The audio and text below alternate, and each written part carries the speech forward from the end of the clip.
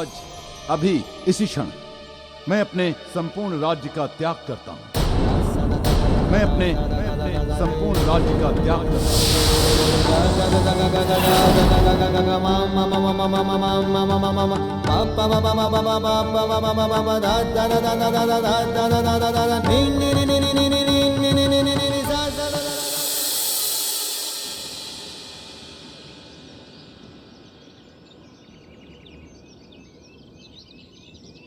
स्वामी,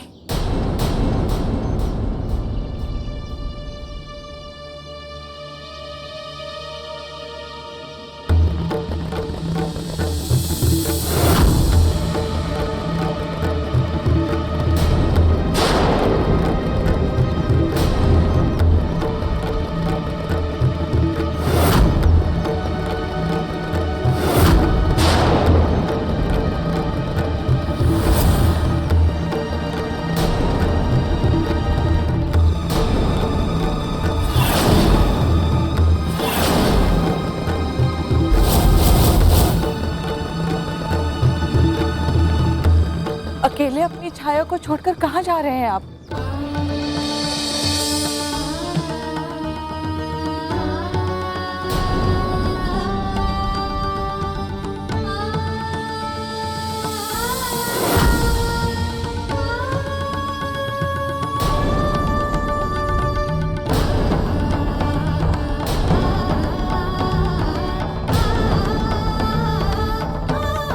देवी अंजना, आप यहाँ और इस भेष में?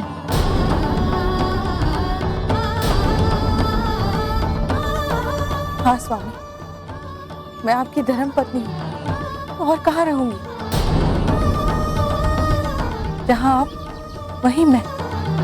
नहीं देवी, संन्यास मैंने धारण किया है, ये मेरा निर्णय है। आप संन्यास धारण करें, आपको ना ही अनिवार्य ना ही बाध्यता है। आप स्वतंत्र हैं अपनी इच्छा अनुसार जीवन जीने के लिए।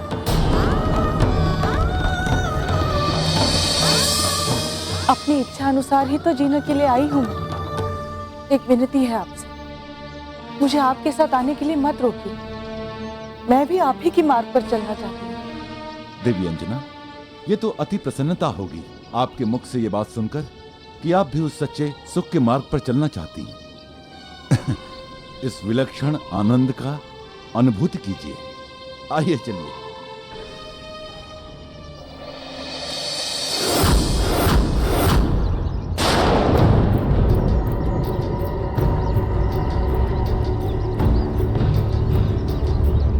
ये क्या, अंजना और केसरी दोनों एक साथ? नहीं नहीं, यदि अंजना केसरी के साथ रहेगी तब तो मैं अपनी योजना में कभी सफल नहीं हो पाऊंगा। केसरी को कभी भी मृत्यु तक नहीं पहुंचा पाऊंगा मैं।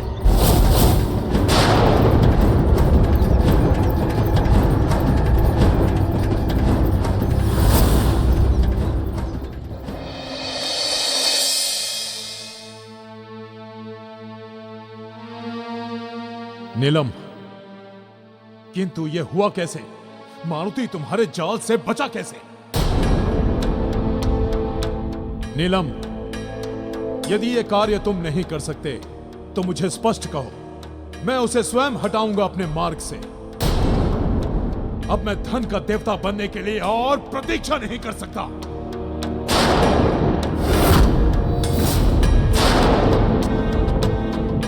धनाक्ष, मुझे एक अवसर और दीजिए, क्योंकि मेरा एक गुण और भी है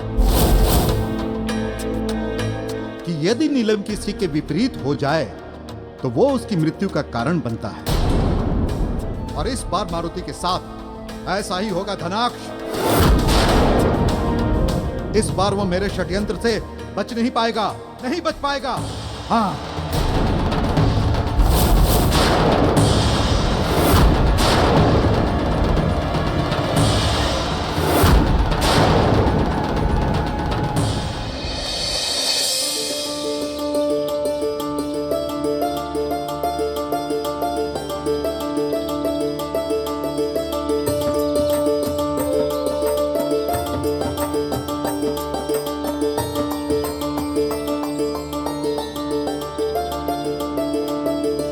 अब मुझे ऋषि मतंग के आश्रम पहुंचते ही रत्नों की मुक्ति का उपाय करना होगा।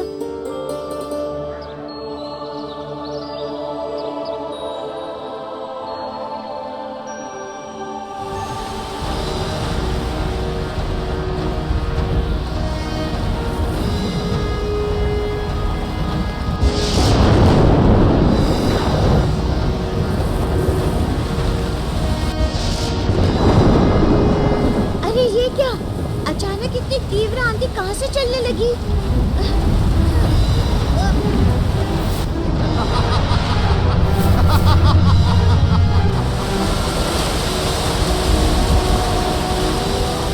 मारुति, इस आंधी का कारण ऋतु परिवर्तन नहीं है, ये मेरा व्यू है, नीलम का व्यू।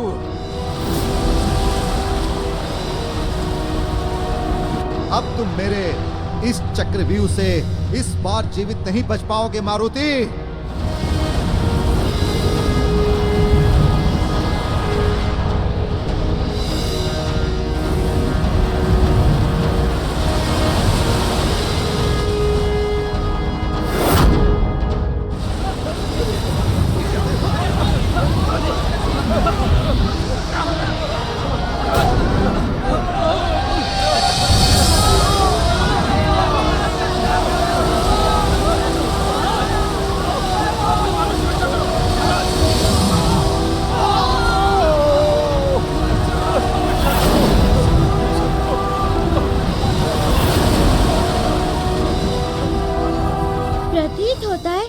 कुछ लोग आंधी में फंस गए हैं। मुझे उनकी सहायता करनी होगी।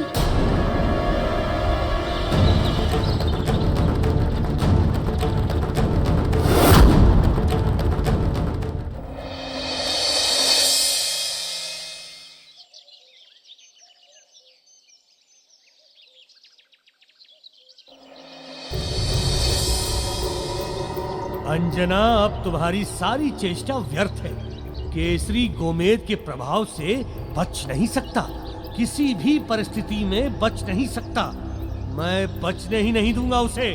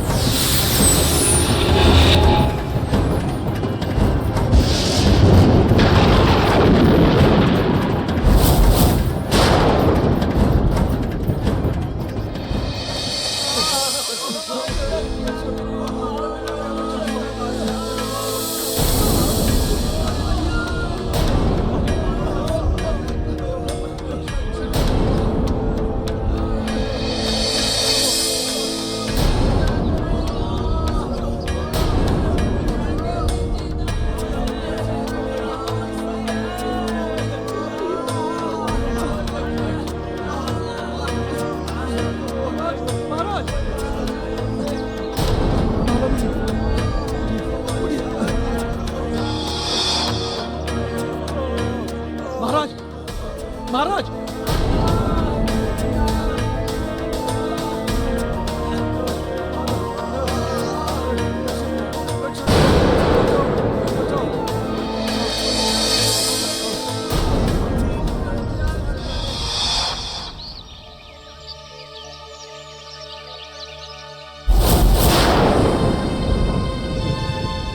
जय महाकाल। प्रणाम बाबा।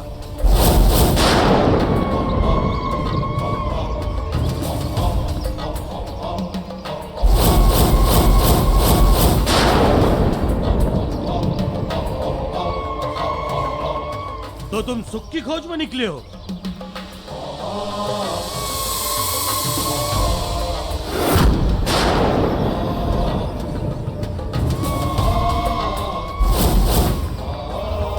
हाँ बाबा, किंतु आपने कैसे जाना?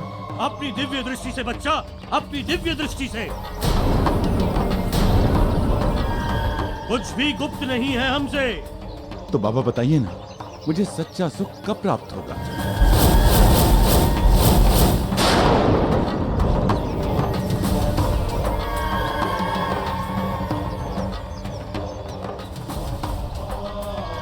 कभी नहीं होगी, कभी नहीं होगी।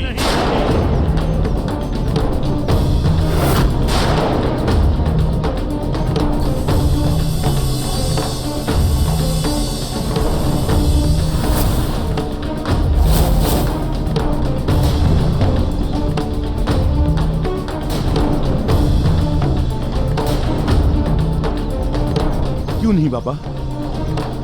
इस सुख को पाने के लिए मैंने अपना सब कुछ त्याग दिया, तो सच्चा सुख मुझे क्यों नहीं प्राप्त होगा?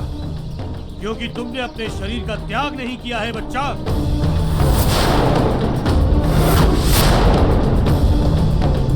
जिस सुख की प्राप्ति हेतु तुम जा रहे हो, उस मार्ग में सबसे बड़ी बाधा तुम्हारा ये शरीर ही है।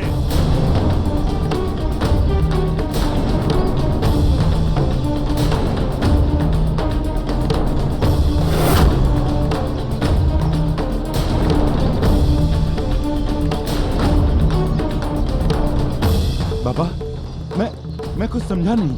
समझ जाओगे, अति शीघ्र समझ जाओगे, और जब समझ आ जाए तो आ जाना हमारे पास। ये क्या? ऋषिवर ने ये क्या कह दिया महाराज को? कहीं महाराज इनकी बात समझ न जाए, अन्यथा अनर्थ हो जाएगा।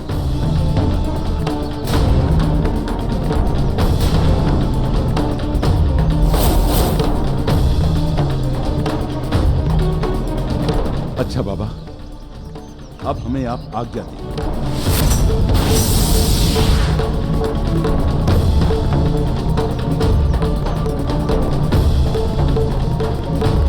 अंजना, जो तुम सोच रही हो वो मैं जानता हूं, परंतु तुम्हारे सोचने से अब केसरी बचने वाला नहीं है। उसकी मृत्यु निश्चित है, निश्चित, क्योंकि वो मेरे प्रभाव में है। इस गोमेद के प्रभाव में और मेरे प्रभाव के समक्ष सभी धर्मों का प्रभाव शून्य है।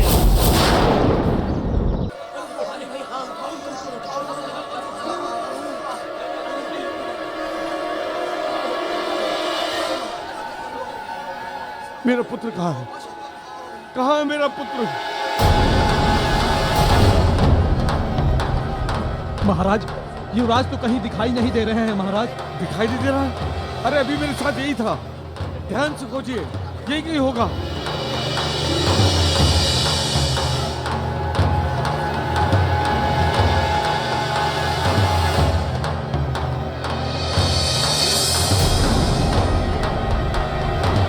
चलिए राजन, हमारे साथ आइए।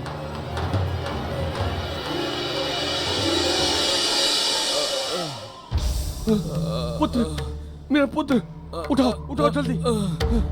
समझ राजकुमार, राजकुमार, पुत्र, पुत्र, पुत्र, पुत्र, पुत्र, जल, जल, जल पिताश्री। कोई जल लाओ शीघ्र, मेरे पुत्र को जल चाहिए। जी महाराज।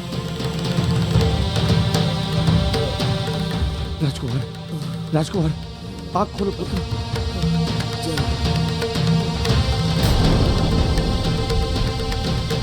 जल।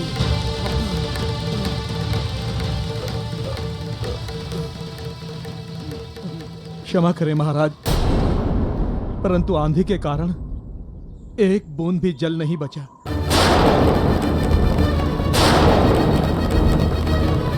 सब गिर गया महाराज।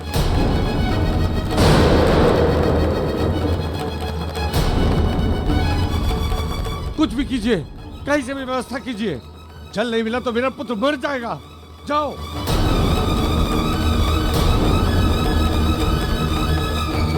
जल, जल। महाराज, आप चिंता ना करें, आपके पुत्र को कुछ नहीं होगा। मैं लाऊंगा जल।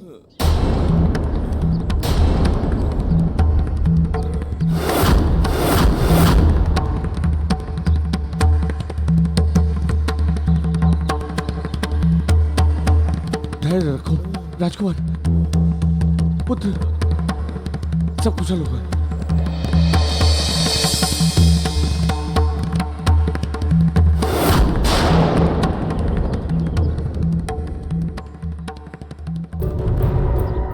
जाओ मारुति जाओ, अब ये जल ही तुम्हारे जीवन का बैरी बनेगा।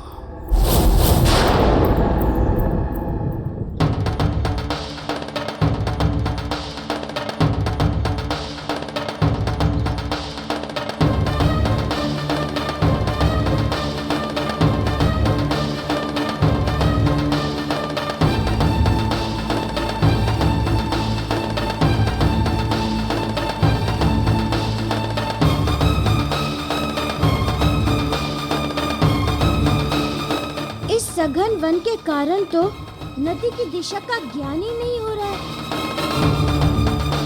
कैसे पता करूं कि नदी किस ओर है?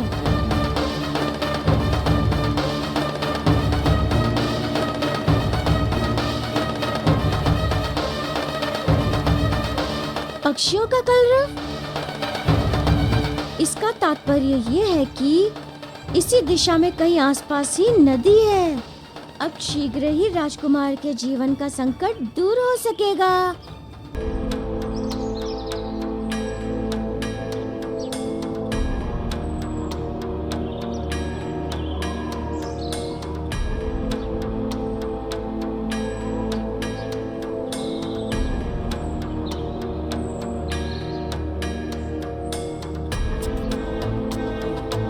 जल जल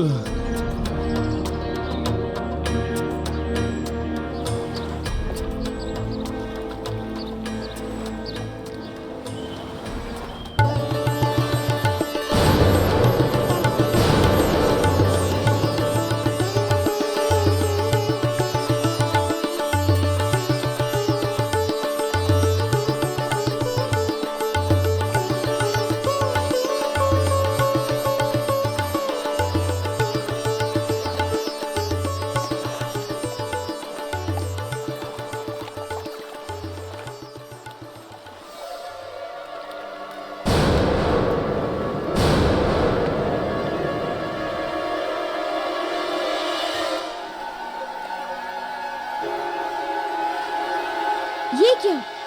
ये जल तो नीलवर्ण है।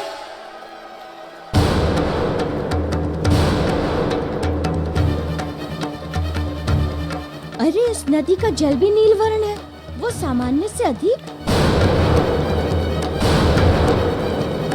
क्या हो सकता है कारण? नहीं नहीं, अभी समय नहीं है इस पर विचार करने का। किसी का जीवन संकट में है, पहले उसका जीवन बचाना परम आवश्यक है।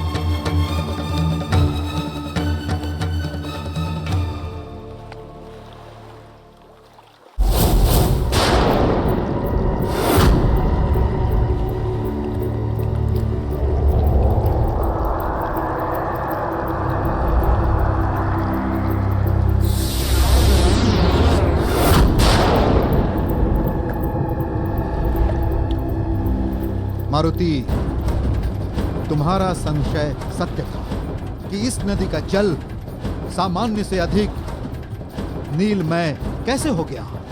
तो सुनो मारुति, ये मेरे कारण था।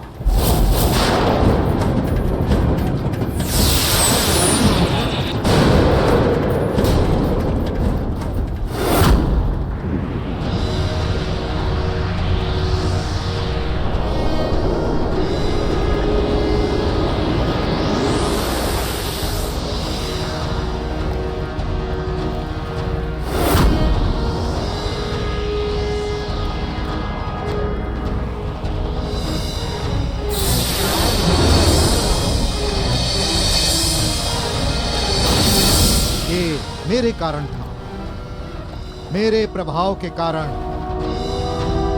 मेरे विषाक्त तत्वों के कारण।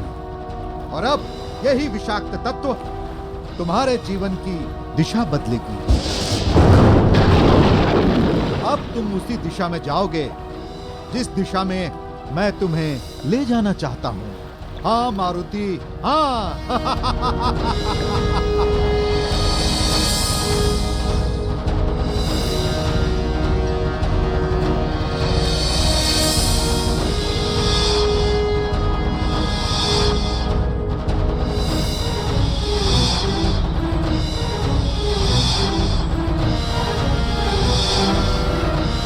जल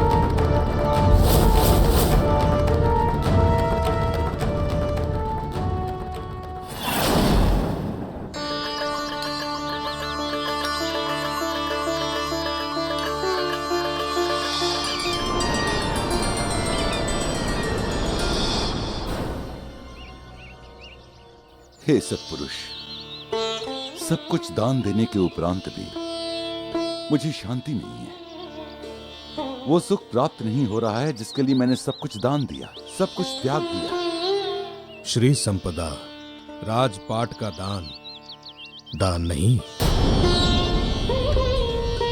सही अर्थों में भौतिक वस्तुओं का दान दान नहीं होता, क्योंकि ये तो कोई भी कर सकता है। वो दान है स्वदान।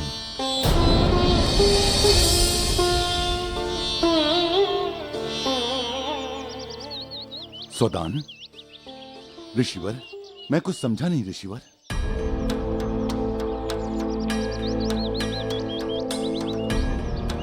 स्वदान का अर्थ है शरीर, जिस पर केवल तुम्हारा अधिकार है।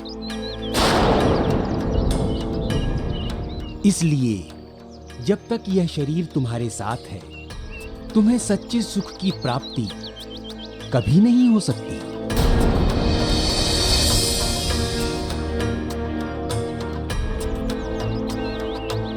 समझ गया, मैं समझ गया ऋषिवर आपकी बात को।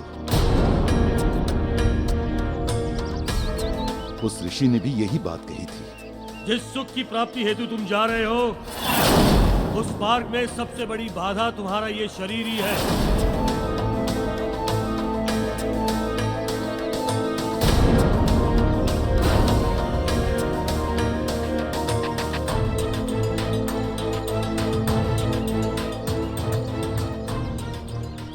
देवी अंजना, उस ऋषि की कही हुई बात का मर्म मैं समझ गया।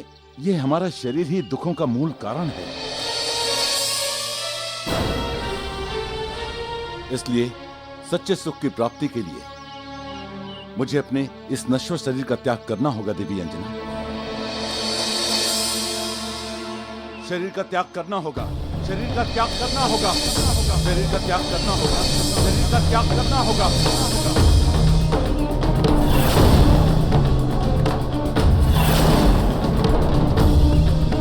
स्वामी के मन में ये क्या बात आ गई? इनकी जैसी मनोस्थिति है, उसमें तो ये कुछ भी अनर्थ कर सकते हैं।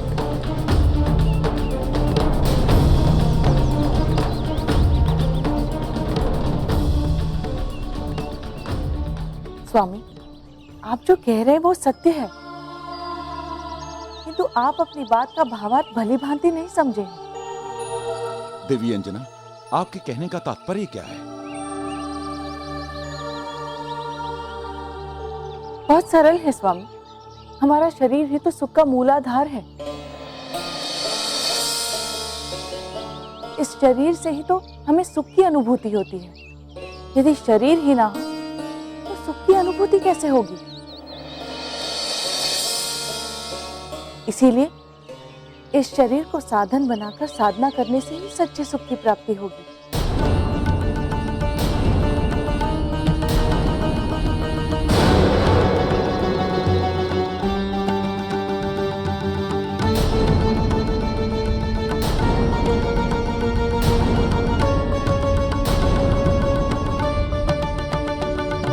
आपकी बातों में सत्यता है देवी अंजना।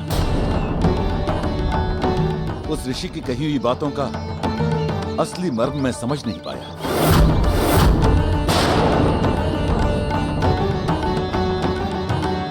अभी और मंथन करना होगा।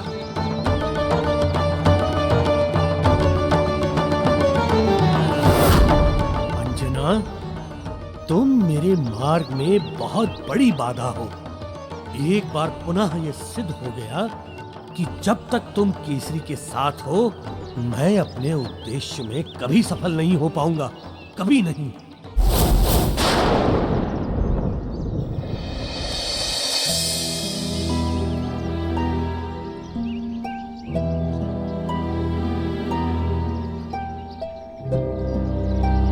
मेरे प्राण निकल रहे हैं, मेरा गला सूख रहा है। जल जल पिताश्री, मुझे बहुत प्यास लगी है, मेरे प्राण निकल रहे हैं।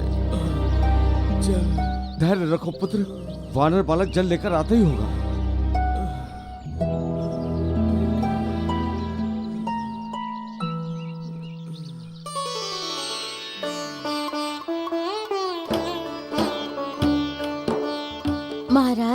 मैं जल लेकर आ गया। ला दो। लो पुत्र।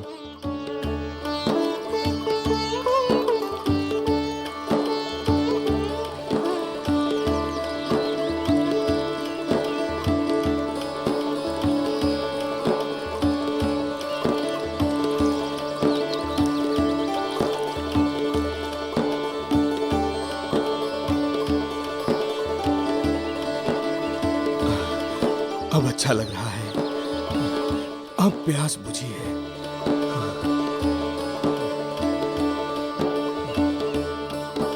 अच्छा लग रहा है।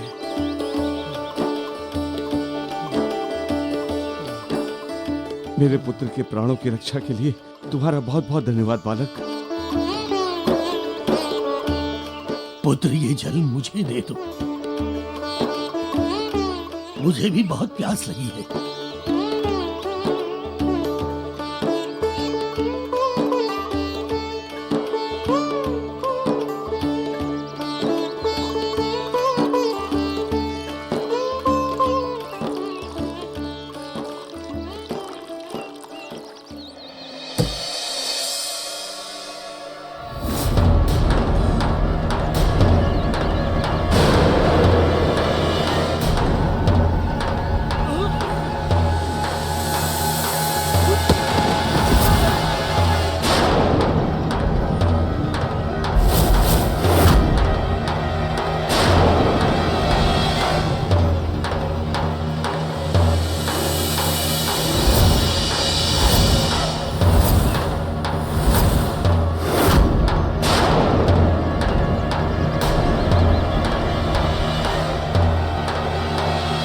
अचानक इसे क्या हो गया?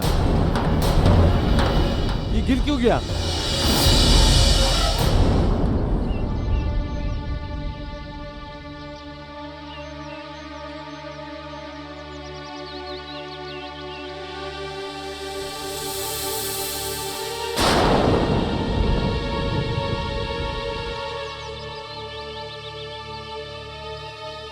महाराज, इसकी तो मृत्यु हो गई।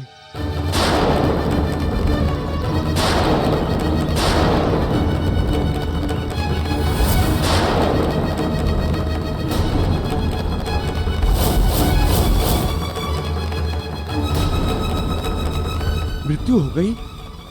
किंतु क्यों? जल पीने से कोई कैसे मर सकता है? पिताश्री, पिताश्री, मेरा कंठ सूख रहा है।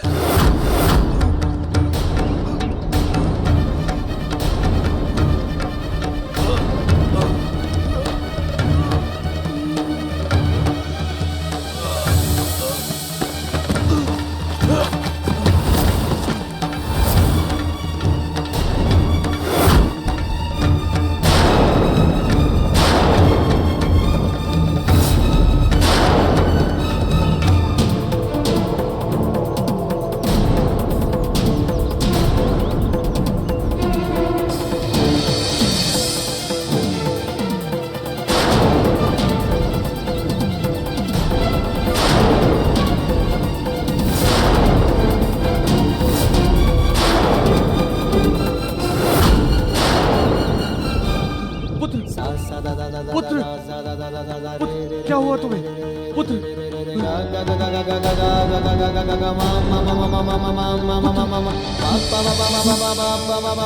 मेरे पुत्र,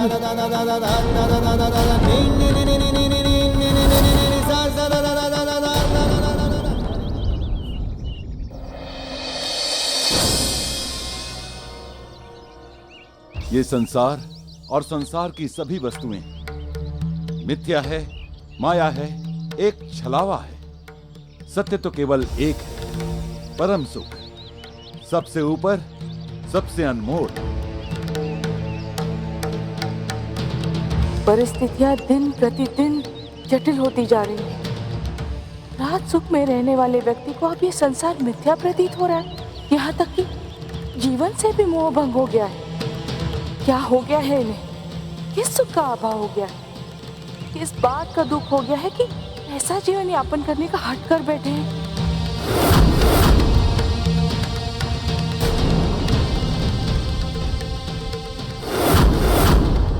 अंजना, ये तुम्हारे पति का हट नहीं है। मेरे कारण ये जीवन उसकी विवशता है, विवशता। विरक्त कर दिया है मैंने उसे, सब कुछ से विरक्त।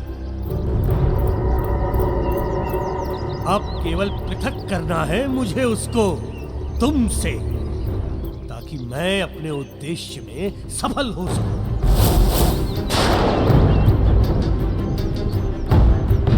ये लीजिए स्वामी, भोजन स्वरूप ये फल ग्रहण कर लीजिए। देवी अंजना, मैंने भोजन त्याग दिया है। मिथ्या है सब संसार और संसार की ये सब वस्तुएं।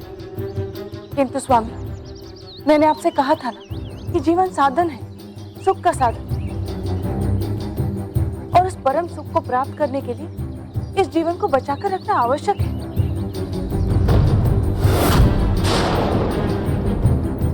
और जीवन को बचाने का आधार भोजन होता है। इसीलिए स्वामी, आपको ये भोजन करना ही होगा।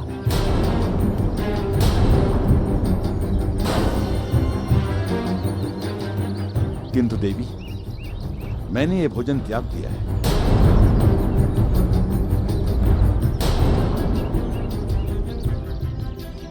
किंतु स्वामी, देवी, मैंने ये भोजन त्याग दिया है।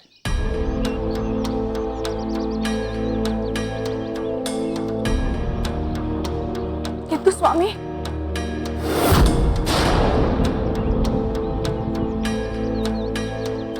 स्वामी, ये अन्न नहीं है, भोजन अन्न होता है, और ये तो फल है, और फलाहार आहार नहीं होता है। आइए, मैं आपको अपने हाथों से खिलाती हूँ। ठीक है देवी अंजना, खिलाइए।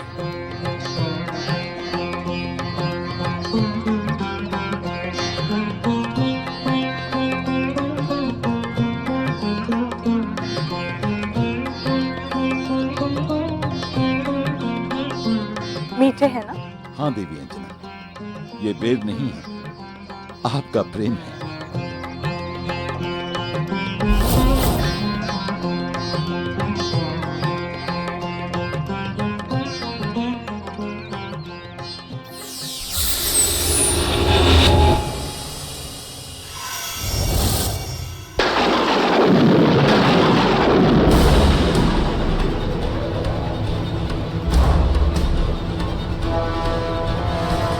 भगवान की असीम कृपा है जो आपको मेरा प्रेम मिथ्या नहीं लग रहा है। अनुभूति है मेरे प्रेम की आपके अंतःकरण में।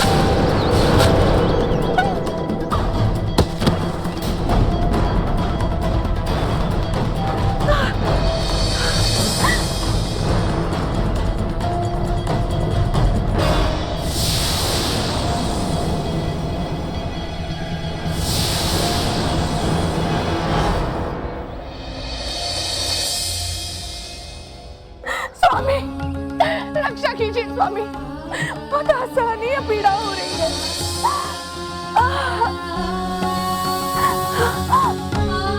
देवी अंजना, मैं शीघ्र ही किसी वैद्य या ऋषि को लेकर आता हूँ। आप साहस रखिए।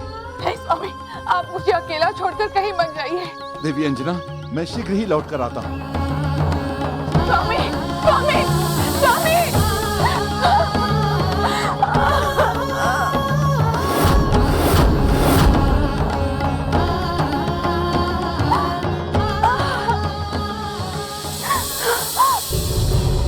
अंजना, अब तुम्हारा स्वामी कभी नहीं लौटेगा, कभी नहीं।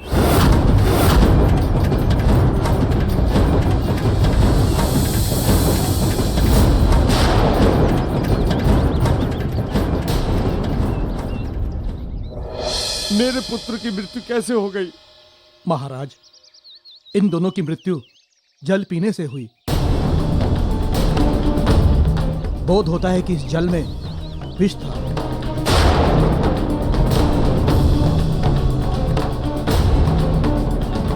ये क्या कह रहे हैं आप? जल तो मैं नदी से लेकर आया था। नदी के जल में भला विष कहाँ से आएगा?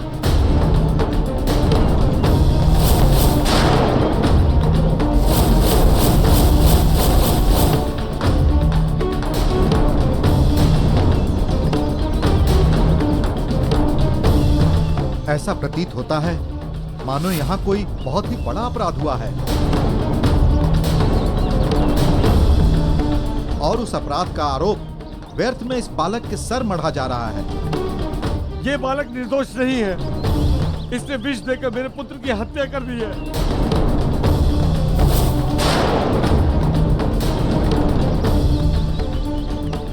पुत्र वियोग के कारण आप भ्रम और संदेह के घेरे में आ गए हैं। उससे बाहर निकलिए। मेरी बात का विश्वास कीजिए। मेरे जल में विष नहीं था।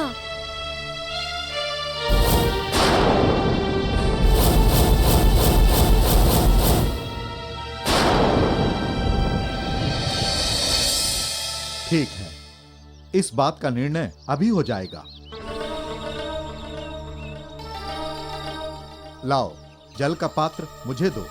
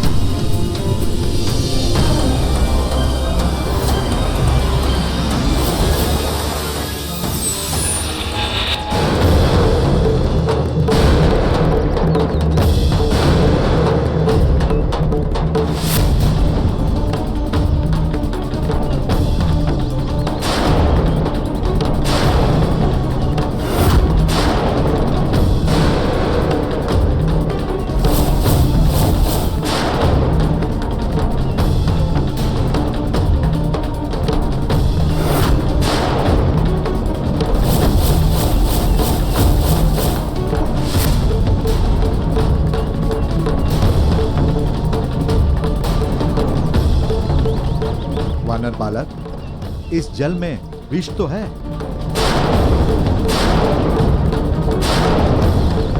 और ये विष बहुत ही प्रभावी है। किंतु ये जल तो मैं नदी से लाया था। नदी का जल कैसे विषाक्त हो सकता है? इस बात का स्पष्टीकरण तो नदी के पास चलकर ही होगा वानर बालक। कि ये जल सचमुच नदी का है या कहीं और का? तुम सत्य कहते हो। अब इसके अपराध का निर्णय नदी ही करेगी।